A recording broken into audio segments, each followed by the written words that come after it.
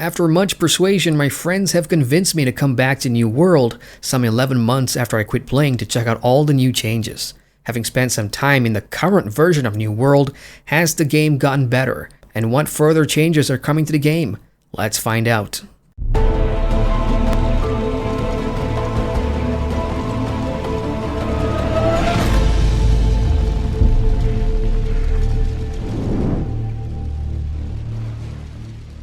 My time with New World previously had been a mixed bag. I enjoyed the first alpha for what it was, a survival PvP game that I thought had no chance in hell of succeeding. So when Amazon Game Studios announced it was changing the game to be more of a conventional MMO, I was pretty excited. The open beta and launch itself was memorable for me. I enjoyed the world, its setting, the combat, and the huge PvP wars, which I was lucky to have experienced as a primarily solo player. Expeditions are what gave me the most fun, however, and my small guild of friends and I all agreed that for the price we paid, the game was fun. And then I quit, because after a month, it became clear to me that Amazon Game Studios were way over their head with the game.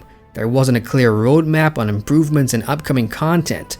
The bugs and exploits were killing servers, and there was nothing much to do at endgame with all the time gates, so I got bored and moved on to other things. Almost a year later, the same guild of friends have been pestering me to come back and check out these new changes, so that's what I've done. Before we begin, there's a ton of new additions and I'm gonna highlight the biggest ones in terms of impact, so grab a snack, grab a drink, and let's start with quality of life stuff.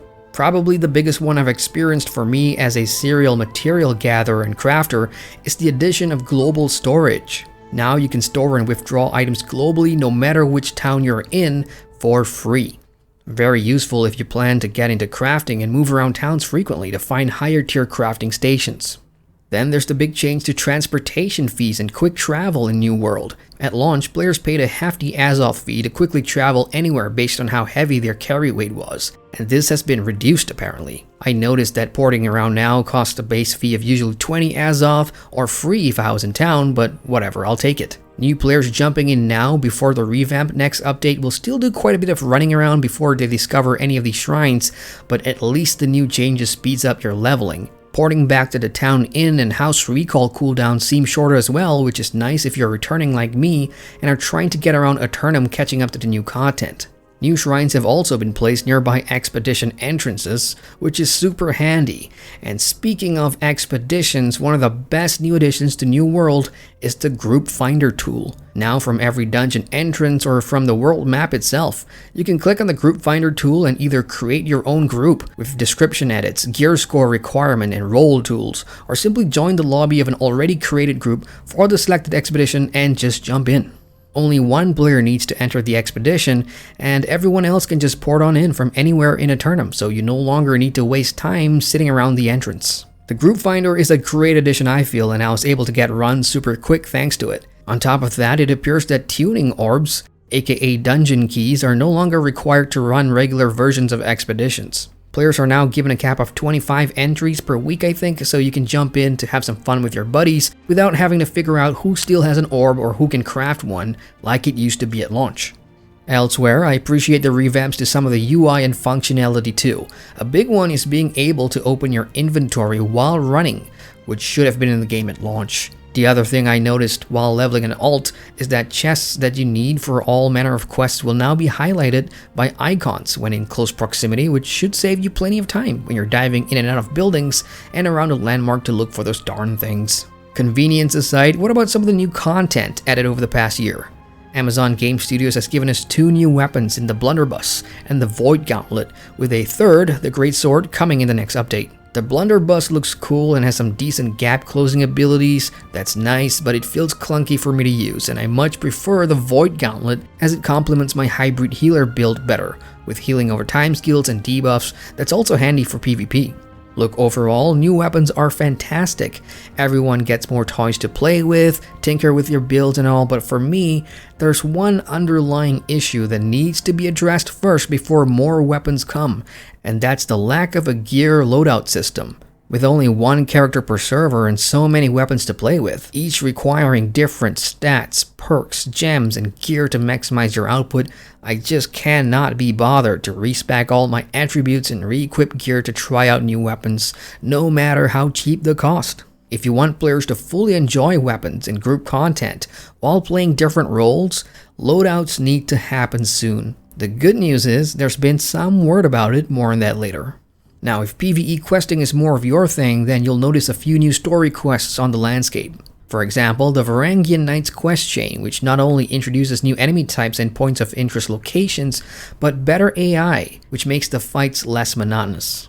These are not located in the usual quest hub crawl between settlements, so you'll need to navigate out in the world to find them, but their markers are on the world map, therefore they're hard to miss. In terms of the main story quests, I was suggested to create a new alt character to check out some of the changes, and I did so on a second account, taking advantage of the XP boost event as well.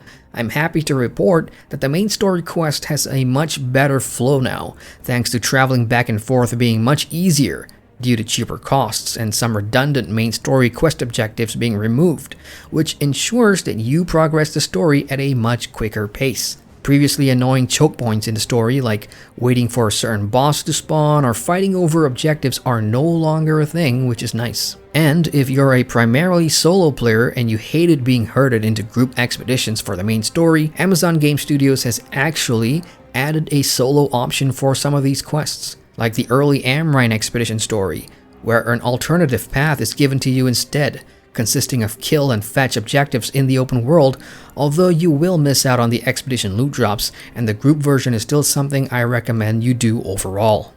If competitive play is what you prefer, New World still offers the same open world flagged PvP, huge faction wars for territory, faction missions, and outpost rush, the latter now being free of some annoying bugs when it first released. One complaint many players had was that PvP was mostly boring and didn't feel rewarding enough, especially for small scale groups or solo players that do not get a chance to participate in huge wars. New World has added a couple of new features to help combat that though, the first being a new horizontal progression system for PvPers with the new PvP reward track. Every PvP activity in New World now rewards a currency called Azov Salt alongside PvP experience that progresses the reward track, and you'll be able to exchange this currency for some rewards, including gear, but you will need to hit certain checkpoints before unlocking them. This is a good change IMO, as it gives PvPers a clear goal to work toward while letting them still enjoy doing whatever PvP activity they prefer. The second good addition for PvP is the 3v3 arena mode, which opens up at level 20 with a quest that you can pick up from an NPC in Everfall. All you do is hit the modes menu and queue up. Your team needs 3 rounds and a best of 5 to win the game, and the rewards are pretty decent if you need the new salt currency, PvP XP for the reward track, or some gear. But gearing in PvE is still a better option, I think, if your true end goal is to tackle hard endgame content and push your gear score and expertise level to the cap. For me personally, these PvP changes are pretty good, but I still can't enjoy them fully due to being in Southeast Asia and playing on 150-ish ping. For those that don't know what that's like, well, most times in PvP where there's gonna be some lag, sometimes my attacks and dodges don't register in time, which means certain death and easy XP for my enemy. I probably won't be dabbling in any PvP for the time being, and use this opportunity to promote this summoning ritual on the forums, where we Southeast Asian players are crying out for a Southeast Asian server. So come on Amazon, open one up in Singapore or something. If they do within the next few months, I'll eat a sock on a live stream or something. And lastly, for new additions, we now have a music system in-game. You can craft or purchase several musical instruments like the guitar, the drum, flute, and more, and pick up music sheets from the open world and its content. They drop from chests, random mobs, or expedition bosses, or can be bought from the auction house. Once you've learned a few, now what? Well, you head to town and press F5, which prompts the performance system.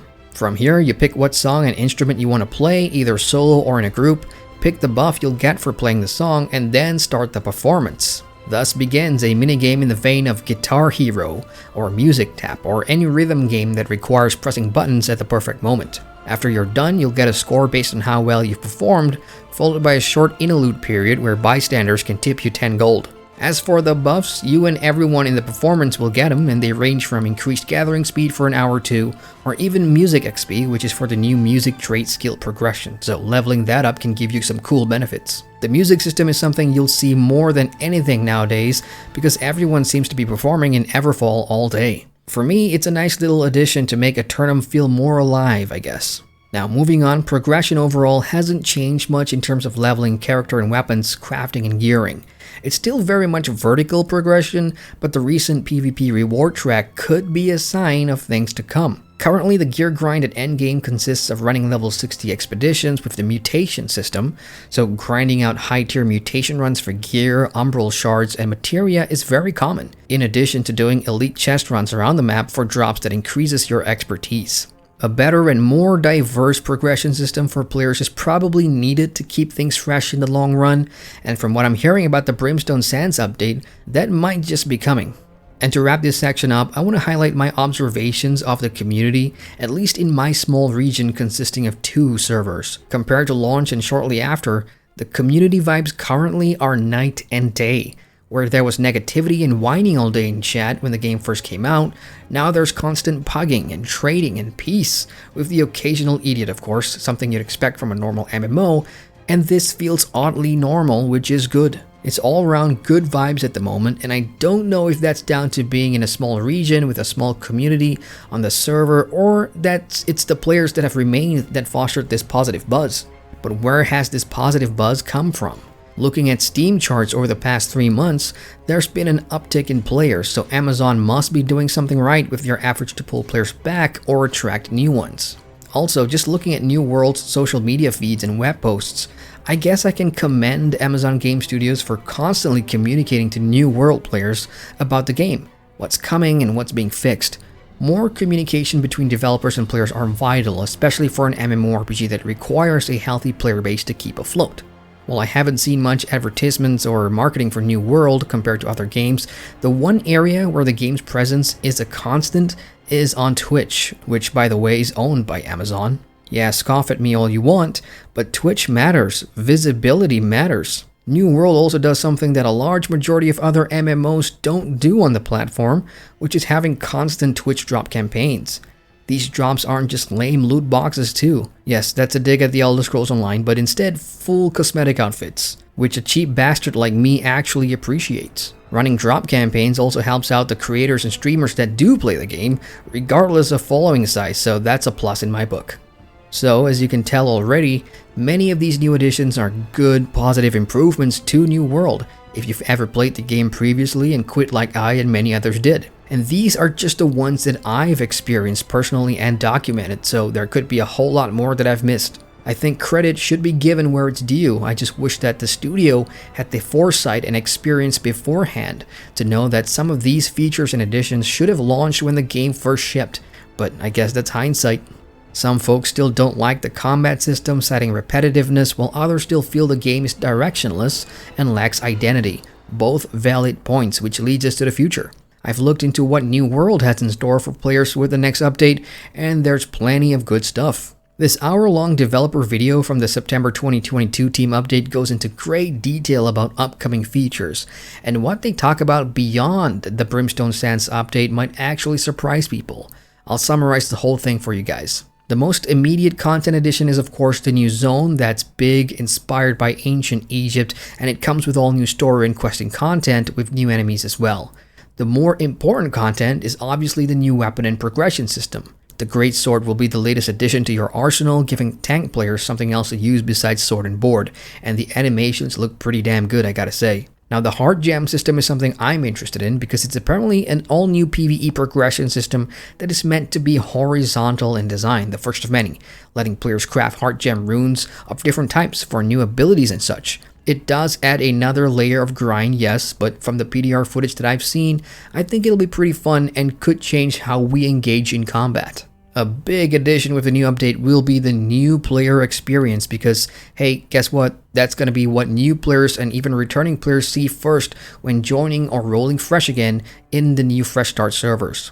Remember how at launch you'd spawn in one of 4 starting zones randomly and had to scramble around the world to meet up with friends or cheese the game by continuously re-rolling until you got the zone you wanted? Yeah, that's gone. With the new update, players will get one of two starter zones, Monarch's Bluffs and Windsward, with an all-new story that sets up the game with further zone revamps to boot, from new vistas, points of interests, and enemies right from the get-go.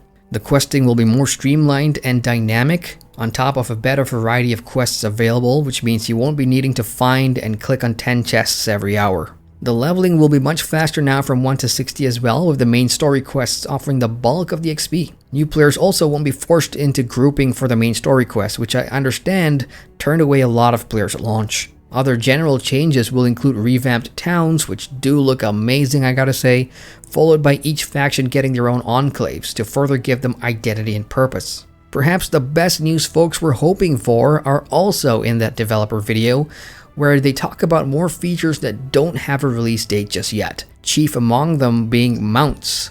Mounts will be coming to New World. The studio acknowledges that as the world grows bigger with more zones and updates, it's no longer feasible to traverse on foot to way shrines moving forward, and I agree. Mounts in New World will be very welcomed, and I'm curious to see how that will work, especially if you're flagged for PvP but are mounted. Will mounted combat be a thing? Who knows, time will tell. There's also a mention of a loadout system, to which all I'll say is about damn time. Loadouts will actually make me experiment more with weapons and builds and be more open to playing group content in different roles. The developers also talk about wanting to stop relying on grindy content and improving rewards across the board with more horizontal progression, while ensuring that hardcore players still get their fix with super hard endgame raid content, keyword raid. For solo players, don't despair because they are focusing on solo gameplay as well moving forward, and that may bring plenty of the casual MMO crowd back, which is probably what New World needs for the type of game it wants to become, and that's a standard modern day MMORPG with both sandbox and theme park elements, far, far away from that survival PvP game way back in the alpha. In conclusion, with everything that Amazon Game Studios has changed and revamped, on top of all the new features in the pipeline, is New World on the ascendancy? Is the game no longer a meme? Is it in a much better state 1 year after release in all departments? I'd have to say yes. Some have called the upcoming update the 1 Tamriel version of New World, and for those that don't get that reference, that's when The Elder Scrolls Online completely evolved for the better after 2 years of constant criticism and abuse, and is now one of the most popular and played MMOs on the planet. With New World, I don't think that moment is close, as I've yet to see just how much of the Brimstone Sands update will positively affect the game experience for the general MMO crowd, which includes my friends and I. Anyway, the amount of work that the studio has done since launch to fix stuff while adding new content to get to this point is no easy feat. It's a step-by-step process, but the end result is pretty clear. Players are coming back to New World, so they are at the very least heading in the right direction. The real question is, has New World got what it takes to make players stay from here on out? What do you think? Well, that's it from me, folks. I've said my piece. If there's any former, current, or returning New World player here that want to share your thoughts on the state of the game or its future, feel free to do so down in the comments. If you're new here and like my content or this video, hey, hit the like button and subscribe for more on MMOs. I'm Adrian, and I thank you for watching.